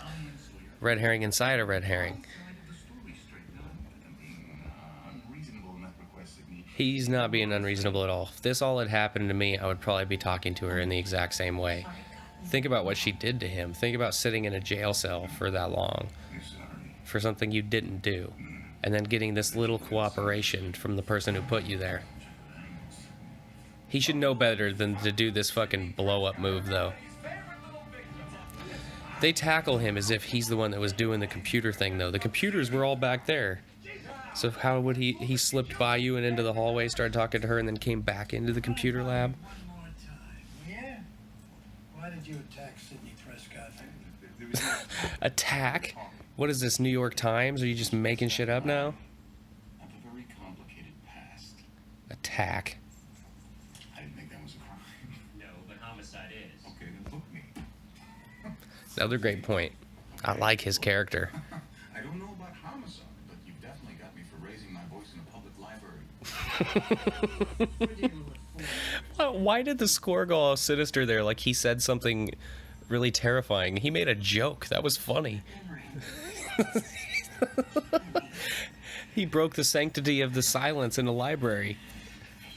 Wasn't it a college library, or are those public? He said public library. It's college library. Does anybody, like, any private citizen go to the college just to go into the library? Don't you have to be a student to use their stuff? You better hope your alibi's airtight. Could I please remind everyone here that I'm an innocent I'm not yeah, I'm not gonna go that way. TV current edition? That was a very insightful program on which it was made abundantly clear that I'm an innocent man. So until you find me standing over a dead body with a knife in my hand, He's being a bit provocative, but he's using it to prove his point. He's like, listen, motherfucker, I didn't do anything wrong here. stop staring me down with this Gestapo shit, and you charge me or you let me go. That's how America works, motherfucker. Liev Schreiber's so good. I'm kind of just realizing it now. I've addressed this in some of the other commentaries, but when you just watch a movie as a piece of entertainment and you're just kind of going with the flow, you don't notice the same things or look at the same things the same way as when you're doing a commentary on it and you're getting analytical about how stuff's portrayed, how it's filmed, where they went with the story, how, you know, it's just a different scope. And his doing this commentary and kind of examining how his acting is really standing out right now. You were so instrumental in my freedom. You're not having character doubts now, are you? His facial expressions, like goddamn, he just stole the show for me. If you change your mind. And he's got on those some Wrangler jeans. Sorry about They probably had the W on the pocket. I'm guessing they were Wranglers because of that leather patch on the pocket. I comment a lot about clothes. If anybody's like, why the fuck is this guy always guessing brand names and saying shit about... I do a lot of reselling on eBay and Poshmark, and I sell a lot of clothes. And part of reselling is looking for shit to sell, so I'm used to spotting little things that identify shit so that I can pick it out of a crowd. And you just learn how to notice things like that. I'm also a little bit OCD. And I was always good at those highlights magazines, like the which one is different than the other, or what doesn't belong in this picture. I've always been naturally kind of good at that, or word searches. That's probably why I also noticed the continuity issues, like with the bloody knife and shit like that.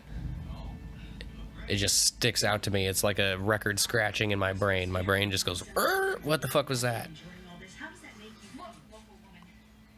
Look, local woman. Oh my fucking god. Oh. You're right. I'm sorry. It's mine. It was the wrong time. I'm sorry. So did Mrs. Loomis set out to create this character to pursue Gale Weathers like this, or is she pissed at Gale because of the portrayal of Billy in the book? See, homeboy's just gonna bounce out now. I need you. I think if I were him, I'd have picked to have a badass death scene or something. I wouldn't have just opted for this shit. Like, fuck it, I'm out. I'm gonna take the day off.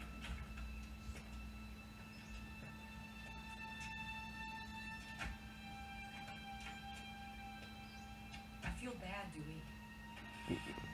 Awesome for you. I feel really bad. Maybe you should. Because I never feel bad about anything. Well, when it hits hard. Eyes so blue, lips so red. Skin so soft. Get in my bed. Brilliant Gale Weathers performance. There are no cameras here. I just want to find this fucker.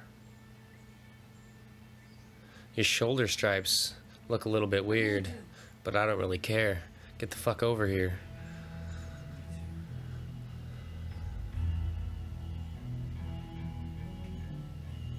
We could both stand here, look in our eyes and watch. Or we could go sit down and you could jump on my crotch. What's in here? Severed head. Crowd footage that Joel shot. Oh, light bulb. The killer might want to be in the crowd during the scenes. That's a very common thing. Relishing every minute. Randy would know that. Then he'd be here on these tapes, right? Where? Randy needs to be here, god damn it. How about the cameraman could have got killed in that Randy scene? I don't know why he would be on the phone with Ghostface, but I don't like Randy being gone. Why, Randy? Why? I guess they just didn't see it. They didn't see how important of a character he was.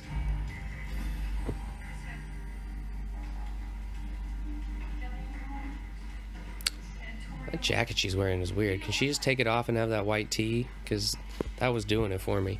Doing it and doing it and doing it well. Are you still a cop, or are you on medical retirement? You just get paid now? Almost sounds worth it. Would you take a severed nerve for a lifetime of retirement benefits? I'm asking for a friend.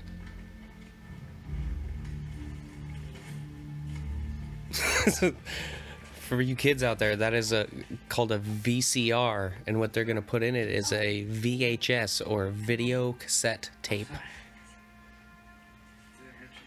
You actually had to wait for them to rewind, and I'm not talking about running your finger across the timeline bar on YouTube and just skipping to where you want. I mean, if you had a 2-hour movie you were rewinding, it took a solid 7 minutes to rewind from the end to the beginning. And if you were fast forwarding, you had to do it this way. It was basically just double or triple speed. You couldn't just skip around. You're a money-hungry, fame-seeking, forgive me for saying, mediocre writer. Got a cold story to share. Damn, I fucked myself up. I was watching this a couple weeks ago, and I was under the impression... Oh no, never mind. I fucked myself up just now. Maybe I'm a little bit too high. The footage is going to switch here in a second. And it's going to be showing footage from the murders of the victims. And as I pointed out before, Mickey has been carrying a camera around for most of the movie. Most of the scenes you see him in, he's got a video camera. So they've kind of just reveal, or haven't done it yet, because we got the makeout scene right here. When it switches, this is footage that only the killer could have gotten, and Mickey's carrying a camera around in the whole movie. So they've kind of just revealed that Mickey's the killer, if you've been paying attention.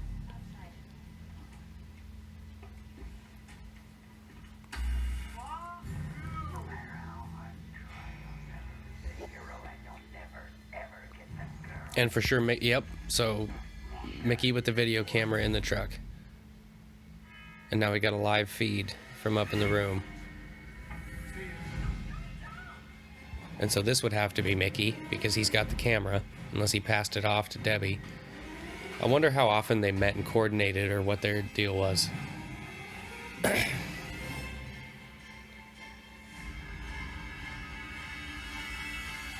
Oh, just made me dizzy, dude. What the fuck? You couldn't show that the room was empty better than that? There's no one there. Hate you right now.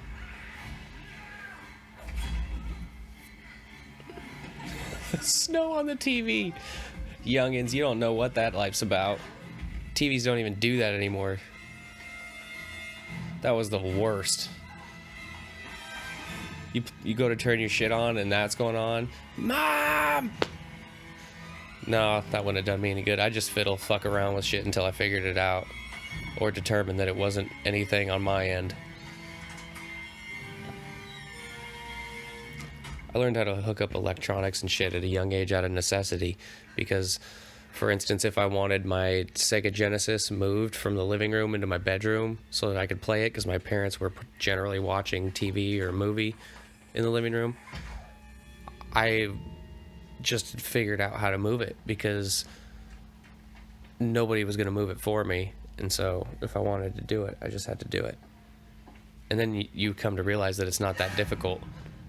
If you're dealing with a coax, it's a power cable and a coax cable, and you just got to know what you're doing with the channels or your VCR setup.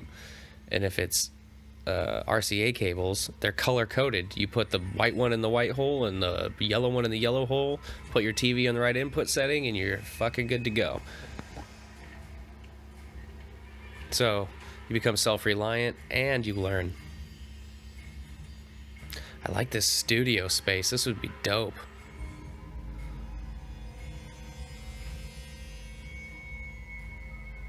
And she took her jacket off. I didn't even notice. Looking good. When she stands alone in this, she really comes off as a fucking sex pot. My sex is on fire. But when she was in Friends, I don't know what it is. Maybe it's just me. Maybe it's the way that she portrays the character, and they kind of dress her down in Friends. But Jennifer Aniston comes off as the much hotter one in Friends. At least to me, that's where my eyes always go. But then when you see Courtney Cox solo in this, you're like, fucking A. Like I said before, why you gotta be so mean? She's in the recording part of the studio, and he is in the soundboard part, and it's soundproof unless you push the little intercom button, because you would usually have people playing instruments or singing on the other side where she is. And now she can't hear this going on, and he gets stabbed in the back again. No pun intended. I guess it's not much of a pun, he's just really getting stabbed in the back. He figured out the intercom system finally. And he's spitting out blood even though he got stabbed in the back. I guess he's got internal organ bleeding.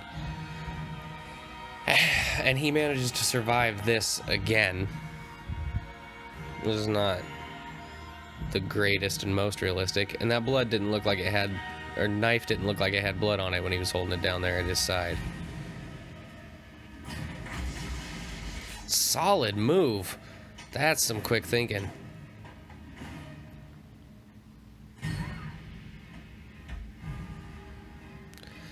Mickey wants to get her so bad. Oh yeah. Snap into a Slim Jim.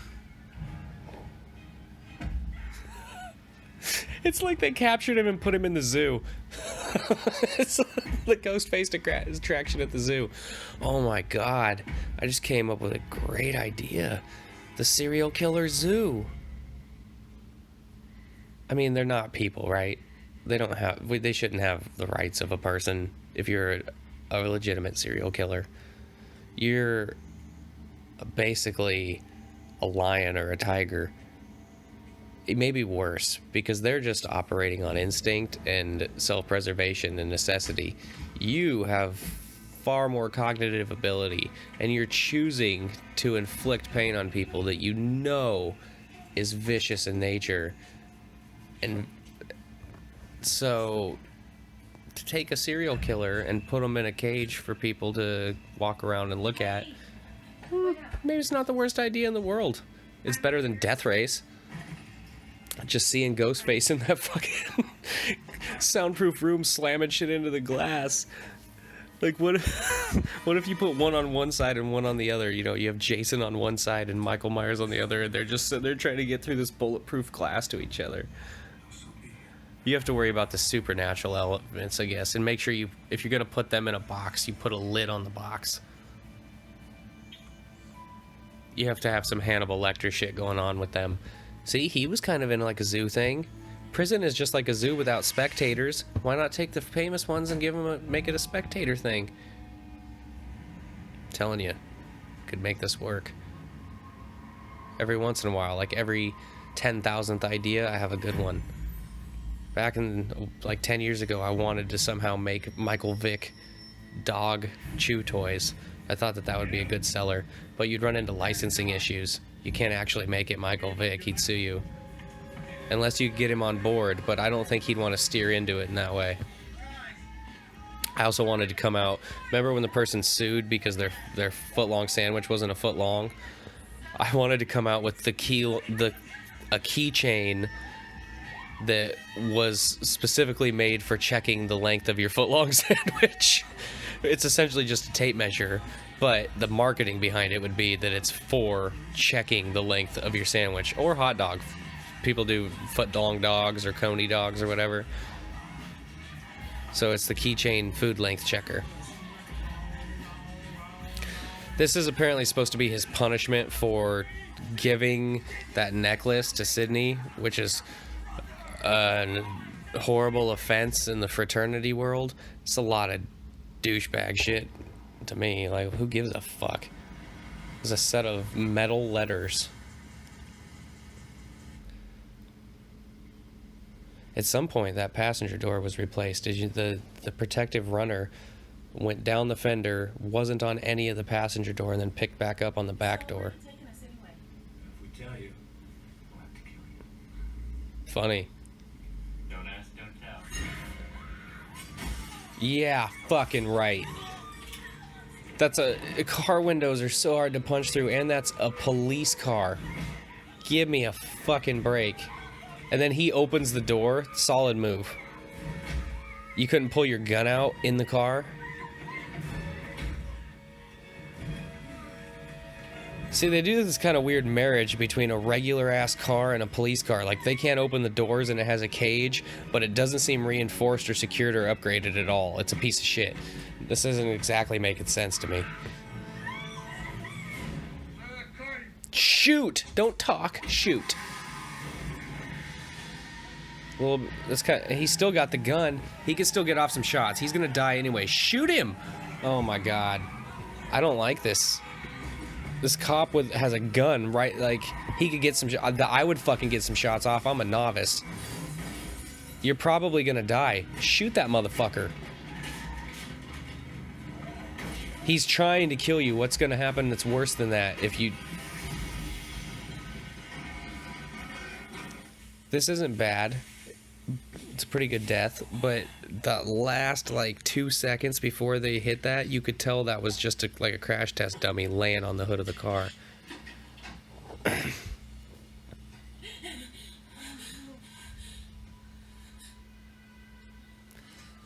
Now, it's time to earn your stripes in gym class.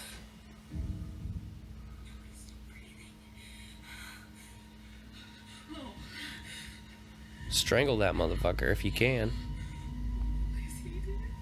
I think... Is he dead?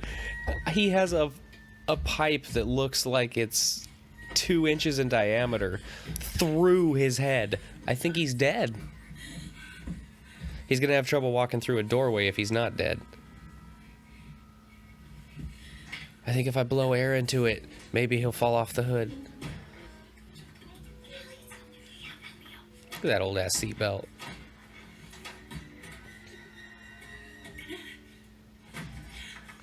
This is a ridiculous police car.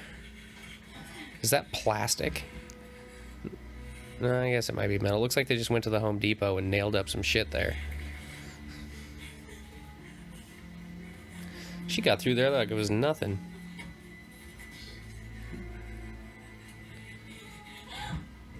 She's El Flexible.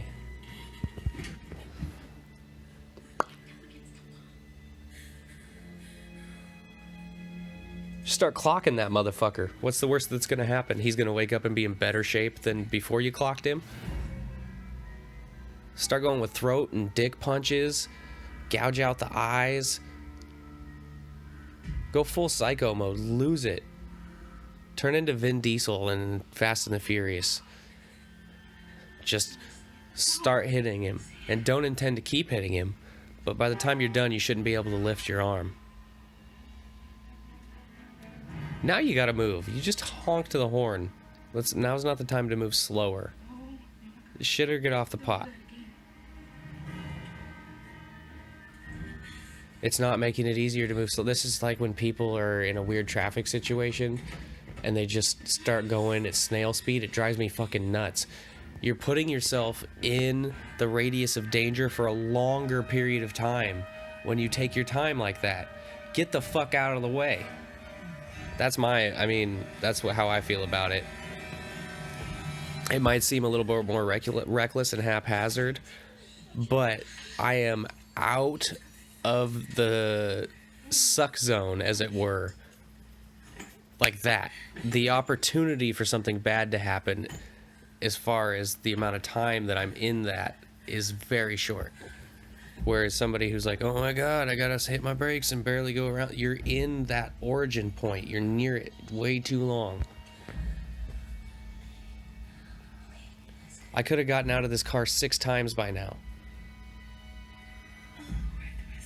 I know that I'm just criticizing this is what people who watch horror movies do, because it's building the tension. You're supposed to be going, get the fuck out of here, why don't you? This is what they want us to be doing.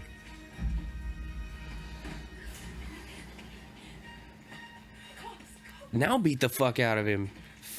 Get that wood. What are you... Oh my god. What? Oh, I know who it is. I want the final showdown.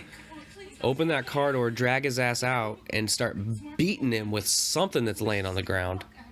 Allie, I'm sick of running. There was a pipe that went through Homeboy's head on the windshield. There's definitely another pipe laying around there somewhere. There's one in my lap. Sit, come back. Sit. I wanna reach out and grab ya. There's even an open trench. Look at all that wood. Look at those pipes.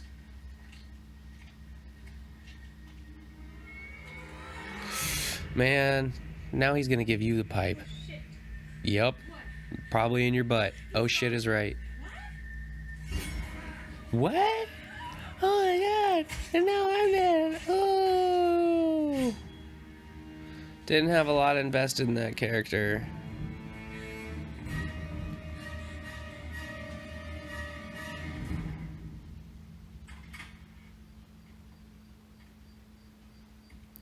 There's no E on before.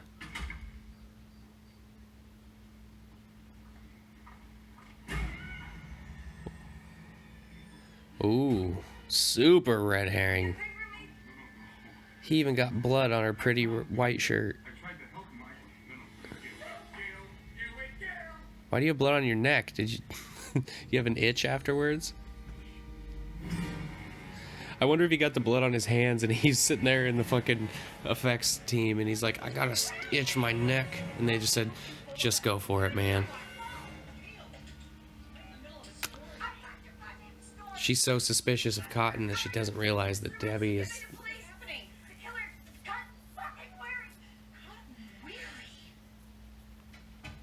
Must be super amazing when you are the killer to get told that someone else is the killer.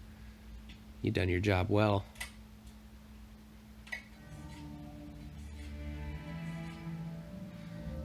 Is Mickey in the theater club, or how does he know how to work all this shit?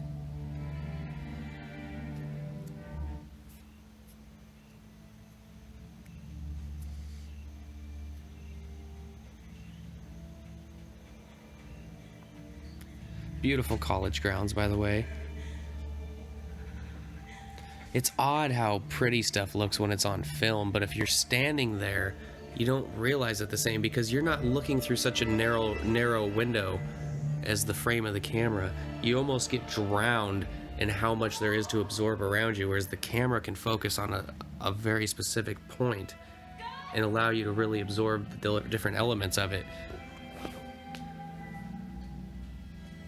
When they're doing like those outside courtyard shots and stuff. Because I've seen movies that are filmed in downtown Portland and they make it look way better than it feels when you're actually down there. Oh. Hi, Mary Jane. You want to say hi? You want to say hi? This is my dog, Mary Jane. Yeah, hi, hi. Yeah, wag your tail. Wag your tail. Yeah, yeah. Oh, yeah. Okay. Okay.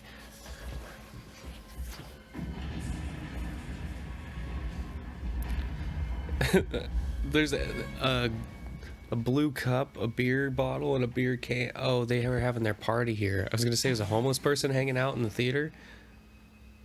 So that's Derek's shirt. So Gail thinks that it's Cotton, and she thinks it's Derek.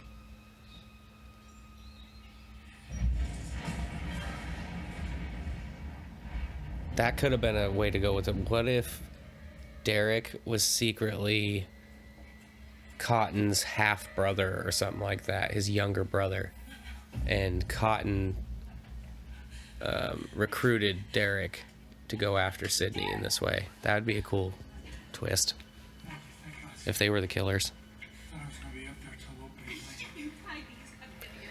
I mean, Mickey is totally an excellent killer, but he's a little cliche. But Derek also would be cliche for this because the last killer was her boyfriend. How are you talking with the mask on? You really want to trust your boyfriend? How? Don't you know history repeats itself? And how did you turn it off? How did they...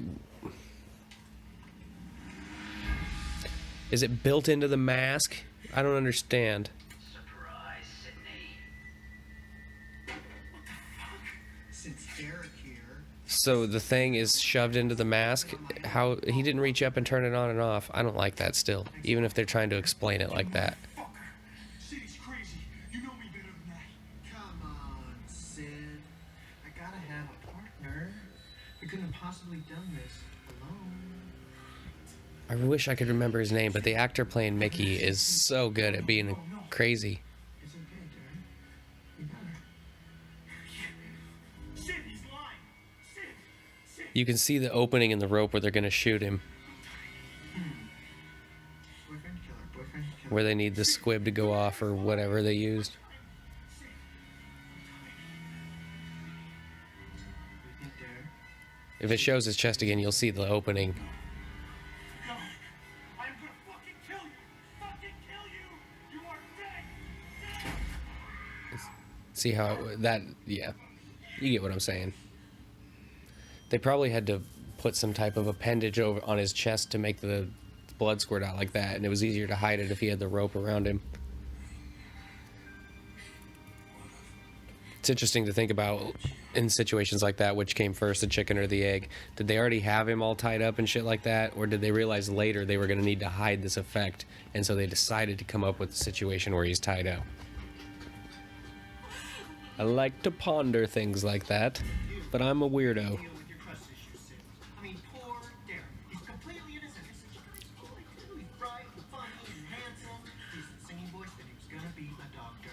This was just the He was pre-med. take home to mom. If you had a mom. Oh, damn. Mickey's going hard. Billy let you talk to him this Billy was a sick fuck just like you. Billy was a sick fuck who tried to get away with it. Mickey is a sick fuck who wants to get caught. Yeah. See, I got my whole defense. I'm gonna blame the movies. He is so 90s. It's just the beginning. A prelude. Oh my god, he's gonna blame the movie. Don't worry, dude. The media blames the movies all on its own. Everybody blames the movies and video games. Society. Dershowitz. Meanwhile, they're not parenting their kids. They got them hopped up on Ritalin. My defense. Hell, the Christian Coalition will pay my legal fees. It's airtight, Sid. I'm an innocent victim. An innocent victim? Yeah, well, shh. That'll be our little secret. Those people love a good trial. It's like theater, they're dying for it. And I've worked hard to give the audience. He's got his point. That's what Billy was good at. He knew. And he's used to observing movies and analyzing and stuff like that. So when he sees a production on TV, like the news, he's analyzing it the same way as a movie. And he's going, okay, what gets the coverage? Heinous acts. The worst stuff gets the coverage. So he's going to try to make himself a star by being this murderer.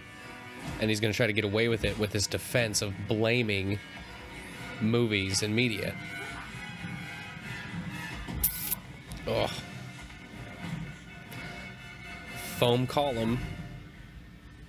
He probably would have knocked that over. Sid? You got a Lynn Hamilton thing going.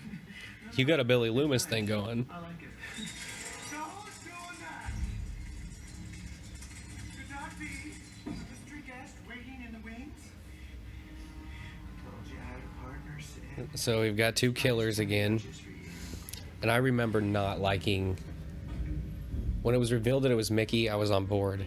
And then when we got that it was there was a second killer again, I was like, okay, I guess. And then she walked through the door and I went, what? I don't know. I'm kind of out. I'm not getting it. Surprise twist, huh? Didn't see it coming, did you? Did Sydney manage to not see her around and recognize her? I don't get it. I've seen pictures of you. This is 60 pounds and a lot of work later. It's called a makeover. You should try it. It's called liposuction, probably. Liposuctioned it out of you and put it in Kim Kardashian's ass. Yeah, well, had to have financing. Tuition's expensive. Get there. My backer. Met on the internet. Psycho website. Classifieds. Psycho website? Back then, the internet was, like I said, the wild, wild west. There was not a lot of regulating or policing. You could get away with damn near anything if you knew what you were doing and knew where to go. I just find it odd that she was able to successfully find her Patsy before finding, like, how many times did she have to, how many responses did she go through before she found him? How many rejections? And nobody reporting her like, this chick's trying to recruit a murderer. I don't, like, these days you would assume that if there's such a website as a psycho website where there's classified ads, that there would be organizations policing it and going in, creating red herring accounts, that kind of thing. No, I'm very sane. So the plausibility that she was able to so successfully find somebody like him that was on board with her plan and able to execute it to a T, eh. And now I kill you, and I can't think of anything more rational. You're never gonna get away with this. No, of course I will. She's not giving me the real psycho creepy vibe right now either. She's just like, Including the cop gun he used to kill everybody. eh. But let's just suppose that you got It'd be like if your mom pulled out a pistol on you at Thanksgiving dinner and started talking to you like this, and you'd just be like, Mom, do you even know how to use that? but not before. It's gonna kick up and hit you in the face, I think, Mom. Okay, so have I covered everything? Are there any questions, any comments? You know, She's not bracing that gun at all. Oh, now she can brace it when she goes to actually. Track down the second possible killer. Debbie Soul doesn't exist. You're as crazy as your son was. Yeah, but aren't your fingerprints and shit the same? Your DNA? Is that a negative, disparaging remark about my son? She wiped off the gun and shit, but she's been all over that place. You did a bang-up job, Mrs. Loomis. Not wise to patronize him with a gun, Sydney. Randy spoke poorly of Billy, and I got a little knife happy. I was a good mother. You know what makes me sick? I kind of glossed over the fact that she killed Mickey because he wanted to get caught and he had such a 90s motive, and he basically served his purpose. She needed him to infiltrate the college and get in good with Sydney, and kind of, he's the linchpin in all this. You don't know what it So it is possible, I've been bitching about her being one of the killers, it is possible she's been kind of on the sidelines and just doing the phone work and the organizing, and Mickey did most of the heavy lifting. isn't Mickey supposed to be dead. But, sorry. But just as a culmination to the story and a final reveal goes, it's not great to me. And she looks retarded shooting that gun. That doesn't look like her at all. It looked like a stunt person.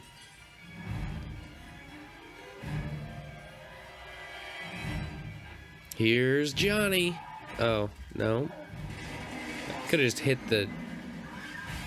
You could have hit the door with the axe, or you could see her through the hole. That means if you put the gun to the hole, you could probably shoot her.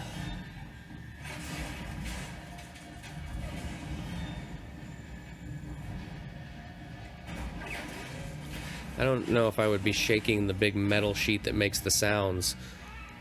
That is in the back. It's not like she's gonna be like, oh, where's that sound coming from? Is it thunder and lightning?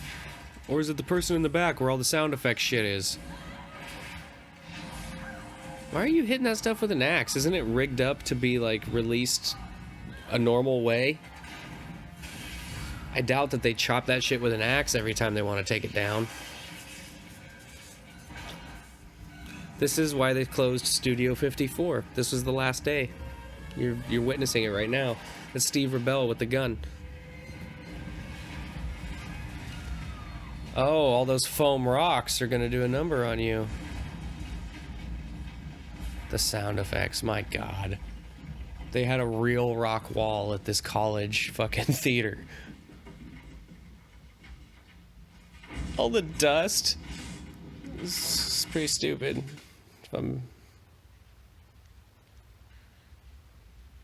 It's not nearly as stupid as scary movies can and do get, but it's not nearly as bulletproof as the last one was.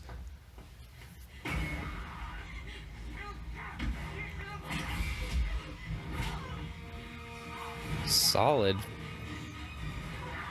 Oof.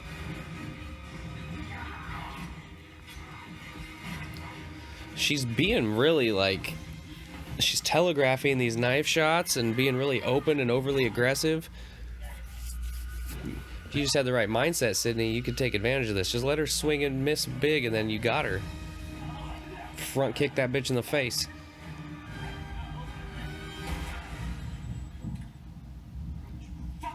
Here we come to save the day.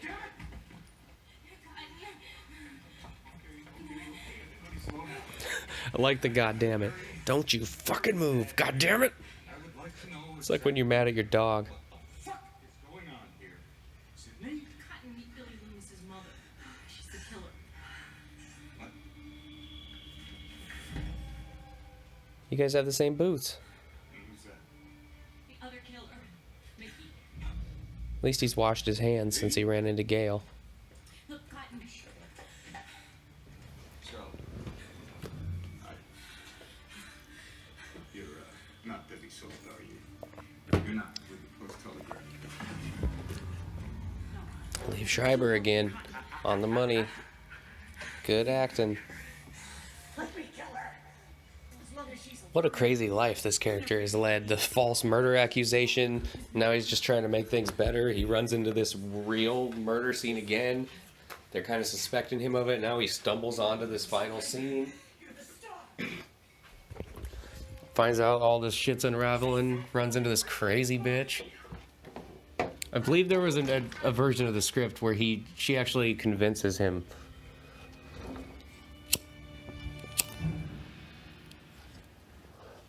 I think Sydney might have died in one of the versions, actually. I think he killed Debbie because she's bad, but then he actually realizes that she was right and kills Sydney too. I don't know. She makes a good point. Let me think about this. Maybe you should too. Bet you that diamond sword interview's looking real good right about now. I don't know how real this is, but he definitely gets what he wants out of it.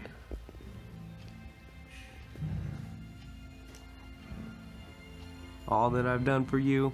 Sure.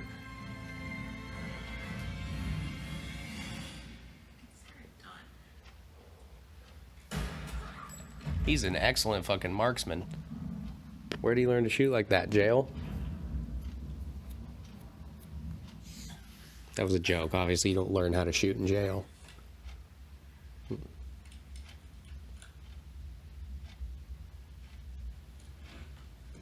Wow.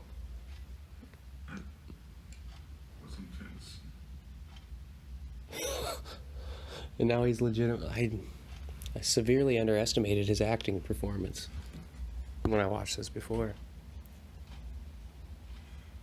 Hey, Sydney, look, He's really putting in the work. Never, ever do anything to hurt you. It's a shock he didn't find more success. I mean, he's Ray Donovan now, right? I got a horrible confession to make. I've never watched that show. Hey, Sydney, If I didn't make that completely obvious by just asking if he was Ray Donovan. story straight for the press station. Jump scare. Can somebody get me out of here? Gail. Oh, you're right. Oh, but Gail gets to live. Seems like Dewey's dead, but he's not. Gail gets to live. Randy doesn't get to fucking live, though. And we've got this great performance by Liev Schreiber as Cotton, and he's got his redemption, and then the first thing they do in the next movie is kill him. She's gay, got more legs than a cat. Got more pussies than a cat, too. Don't think that made sense. We'll go with it. She did? I don't know. Now I was coming back.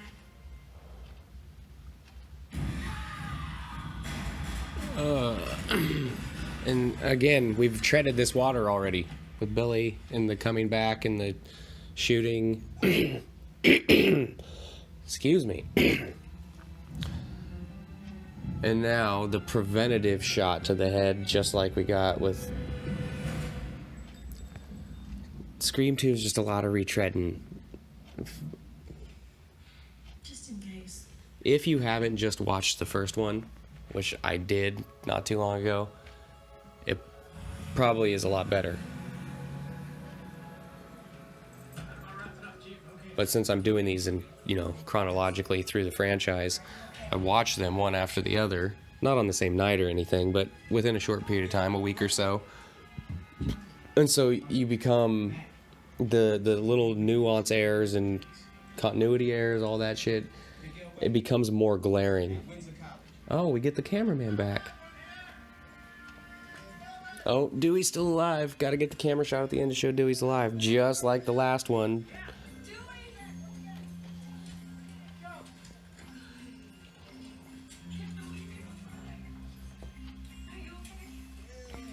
Yeah.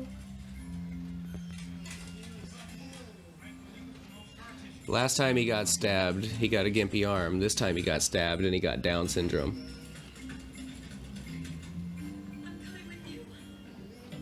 Let's do it at the same time. Look at my eyes.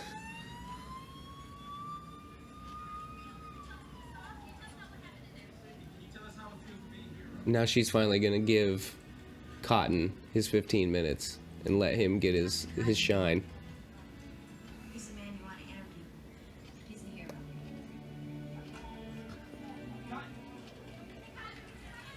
What a great name too, Cotton Weary. And his real name, Liev Schreiber.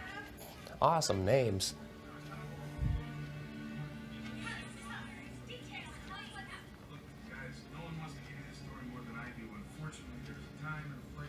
These final culmination wrap-up scenes in horror movies are almost all interchangeable. It's a sunny day, there's cops and reporters and ambulances everywhere. It's like the smoke is clearing, we've got some uplifting music, and then they're really all the same. And then, of course, he says it'd make one hell of a movie. Which is like, yeah, it's a movie we just watched, mind blown.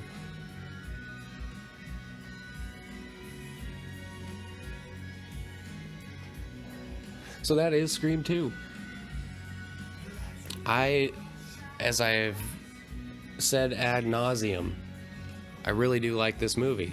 It's just, what's the purpose of doing a commentary if you don't have anything to say? So I choose to just point out, a little bit of behind the scenes stuff, maybe some stuff you didn't know, but then I offer directions I would go with it, criticisms, and point out little continuity issues you may not notice. It's not to try to bring down the film at all. It's just shit I'm pointing out. And not everything's perfect. Almost nothing's perfect. And that's why the ones that really nail it are that good. So, it fits in. It's definitely the best of the sequels. It's way better than Scream 3.